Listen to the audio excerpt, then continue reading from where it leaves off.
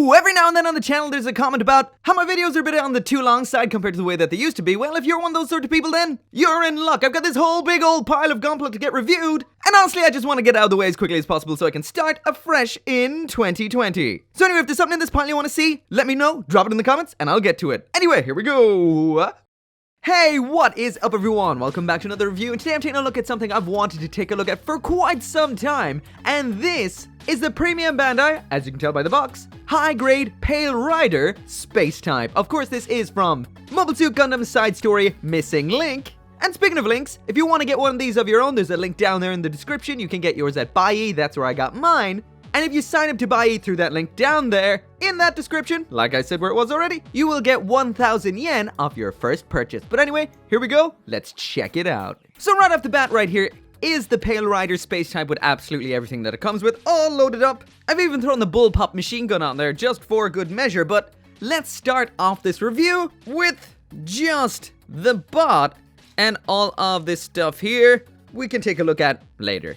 Also, I will mention right now, in case I forget later on, this does have the standard double peg backpack adapter part. And as for hands, it's only got these standard holding hands, nothing extra in the box. So jumping right in with the full 360-degree spin, and all I can say is I love this design right here. I think it looks absolutely fantastic. So I've said this time and time again, I want a master grade of this so bad, but there is a lot of kits that are quite similar like the Gym Dominance, etc. But there's just something about the Pale Rider that's so cool. This is it with fairly minimum effort. All I did was add some of the stickers, and by some I mean just the ones on the eyes and the head camera, and I did some black panel lining all around the kit, well, all around the kit in the front, but that is it. This is one nicely detailed little high grade. The legs look awesome with all those thrusters, etc. going on down there. The general gist of this mobile suit just looks cool. It's blocky, got a lot of surface detail, and all in all, this thing looks great. There is an option in here as well, and that is the visor. The visor I have on here is green, but you do have the option of picking the red one, as well as some red stickers. The green that I have here is the normal mode, and the red, of course, is the Hades mode, which is this mobile suit crackling with sexual energy. As for the build, it's pretty simple and standard, but you get one hefty, solid little mobile suit right here. All the joints are your standard polycap joints, etc. But all in all, this has been very nicely designed. Sorry about that. And what can I say? I love this. But before I gush too much about this, I have to mention this kit's biggest down point. Oh, would you look at that sheet of stickers? Oh, yeah. So I'm not even going to attempt to go through what all of these are for. This, of course, is the stickers for the eyes and head cameras. When the Hades mode is activated, you choose this or the green. I went with green.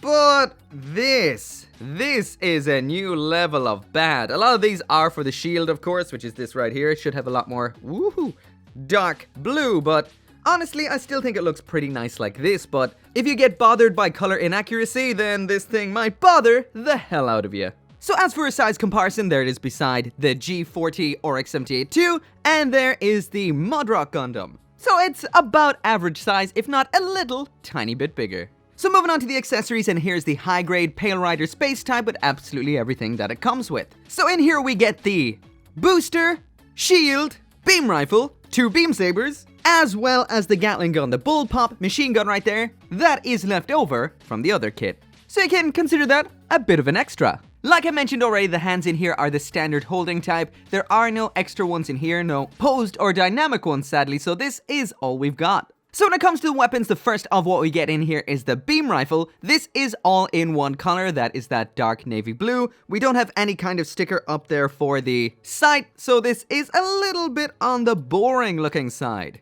And you might recognize this particular beam rifle right here, as it's the exact same one that the Gundam 04 comes with. And we are getting that kit in the future. Once again, it's a P-Bandai release, which is a bit of a letdown, but so far, it's looking awesome. But as for the moving parts on this, the sight can move side to side just like so. The handle here on the side of it can move all the way up like that right there. And because the handle is such a simple shape, it can just slide into the hand like this without the need to separate it. So that is very, very handy. I will mention it is a bit on the limp-wristed side, sadly, but once again, when it comes to kits with polycaps, that this could just be the polycaps in this particular kit. If you have this version of the Pale Rider right here, let us know down in the comments. Are the wrists as weak as they are here, or is it just this version that I got right here? Let us know. Also, like I mentioned, in here is the bullpup machine gun right there. This is all in grey, looks pretty cool. And this is left over from the ground type.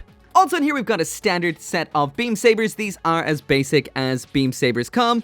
Just a standard pink beam effect in a handle. When not in use, they can pop out like this. Attach into the side skirts like this. And this. And that right there is what they look like attached. Now this is some of the most unique beam saber storage I've ever seen. As for the shield, it shares a design once again with the Gundam 04 and the Gundam 05. This should be a collapsible shield like what we would have seen with the Mark II. But this doesn't slide up and down at all, it's just one piece of plastic. Once again, it is not color accurate like a lot of the kit. And there is the attachment point around on the back. This little bit here does feature some rotation right there. To attach this, it just goes into that slot on the back of the forearm, just like so, and this is a nice, solid attachment. This base type right here comes with these fuel tanks and thrusters. To attach these, we just flip it around, pop off that backpack, and before I actually get into the thrusters, I will mention, this is the standard backpack attachment point. So that means for the most part, you can just grab a kit off your shelf like the Mudrock here, steal its backpack. As long as it's got those two pegs, you can smack it on here and give that Pale Rider some extra firepower, as well as 2 more beam sabers. Actually, that looks pretty awesome. Tempted to leave that there. But alas, off it comes because we are attaching on these. So they just pop into this little tab segment right here like that. The backpack pops back on like so. And there we go, there's the fuel tanks with the thrusters, as well as the attachment points for the Gatling gun, and speaking of which, there she blows. Now this looks awesome. I love Gatling guns on mobile suits and mecha, so that's why I went for this particular version over the ground type. And also, pretty cool, this belt which feeds the ammo from the tank into the Gatling gun is somewhat flexible. I'm not sure how durable this will be over time, but that's pretty cool. So in order to attach these, you need to pop off the backpack and the section with the thrusters again.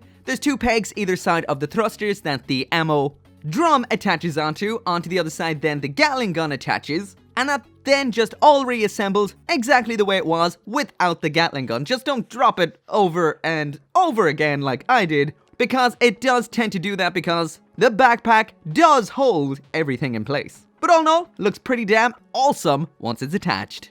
To attach the Gatling into the hand, you just pop it off the back at this point right here. And just like the other long-range weapons, that just pops into the hand like so. So now this is where the issues all happen. Because if the Pale Rider was too limp-wristed to hold the standard beam rifle, the last thing it's going to be able to hold is something with a belt attached to it that's constantly pulling it down. So that is definitely a massive down point for me. That does not want to stay in any kind of pose whatsoever. So your only real option here if you want to hold it one-handed is you will have to thicken up this joint here, either with some paint, clear coat, super glue, something like that. But as this stands right here, at least the one I have right now, you're never going to get that aiming the direction you want it to. The second option is to have it being held in both hands. Pop off the back here, line that up, do a bit of pose jutsu, and there we go. By the power of the 2-handed grip, it's actually able to hold it straight.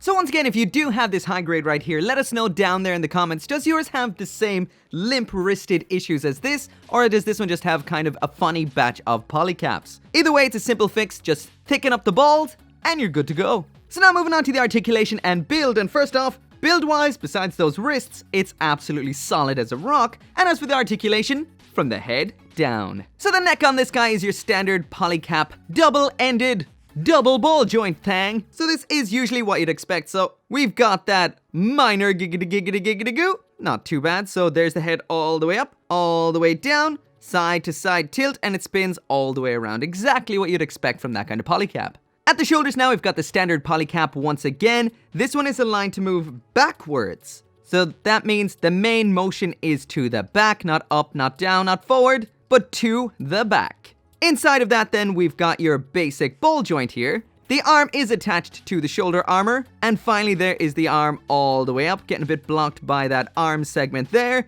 You can flip that to get the arm all the way up that way, and of course that's the full spin at that point there. We've got a bit of a flappy piece of armor right here that can move up and down. Full spin at the upper arm right there. We've got an interesting joint here for the elbow. It's double jointed, one here, one here. What we get then is this bend right there, so not too bad. Pretty good. And of course those weak old ball joints in the wrists. The ab crunch is made of 2 polycap ball joints that look like that. So we don't get much out of this. There it is all the way to the front. It's kind of just tilting on the bottom one. And there it is all the way to the back. So once again, it's kind of just tilting on those ball joints. We've got the full rotation all the way around. As for side to side, pretty much non-existent. Bye-bye thruster! Get back in there, you sneaky devil. As for the skirting armor, it is up and down, a bit of side to side on the ball joints on the front skirting. Side skirting armor down and up, forward and back. And we've got a basic, non-moving, paralyzed butt flap.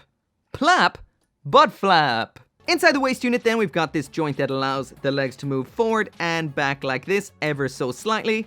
One leg affects the other. There is the kick all the way up to the front. Swinging that out to the back, of course, paralyzed butt flap means not much. Moving these out of the way to see if we get the full splits, and it seems like, well, pretty much we do. Full rotation then at the upper leg. Double jointed bend at the knee, but it does not go too far because of this big, yet awesome looking thruster section back here. These thrusters on the side of the legs, they don't move at all, just stuck in place. Thrusters on the back of the leg, they don't move either. Same goes for the verniers on the backpack, they're just stuck in place. And as for the ankle, we've got a ball joint up here, a ball joint here, so it goes round and round up there, round and round down here. This armor segment can move ever so slightly, and there's nothing at the foot. Let's whip off that leg to check out that functional movement on the ground. And without taking the foot off the ground, there it is all the way to the front. That is okay. All the way out to the back, once again, just okay. And there it is, side to side. So on the ground, it's not going to get many dynamic poses, but once again, this is a space type, so I guess you can't complain too much. So there is the high-grade Pale Rider's best attempt at a dab, and that's not so bad. I would like to see a little bit more at the waist and the ankles, but on the whole, it is good. Actually, it's quite good, just not perfect. But it's what I would expect from a high grade, so it's good. Anyway, that right there is it for the review, and all I can say is I do love this kit. I love the design of the Pale Rider. This is a nice, solid, typical high grade, and that's what nets this as silver tier. This is what I expect 100% from a high grade. Essentially, this right here is par for the course, so if you're thinking of getting yourself a Pale Rider, I say go for it. The only issue I found with this kit was those limp wrists, but those are a very simple fix. Just thicken them up by putting a little bit of paint, a little bit of varnish, or a little bit of super glue on the ball just to thicken those up, and you'll be perfectly sound. Once again, there is 2 versions of this available. That's the ground type as well as the space type. I went for the space type because of that big old awesome Gatling gun. And if you do want one of your own, I got mine through Bai. There's a link down there in the description. If you sign up through that link, there'll be 1,000 yen off your first order. As always, thank you so much for watching. Make sure to come back for more Gunpla reviews, and I'll see you next time.